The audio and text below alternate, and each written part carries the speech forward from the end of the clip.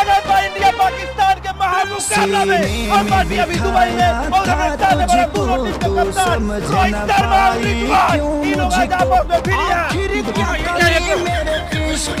और मार के अभ्यास करो ये मत प्रीति भिड़े भाई है ना तुझको।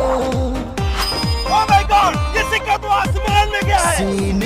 बाबर आजम को दौड़ते हुए आ रहे हैं। कब बाबर समझ ना पाई क्यों क्या आखिर सिक्का लेके भागी है कैसे थी जो मैं ना दे पाया। ओह माय गॉड ये देखिए विराट कोहली ने वाइड निकाल मार दिया।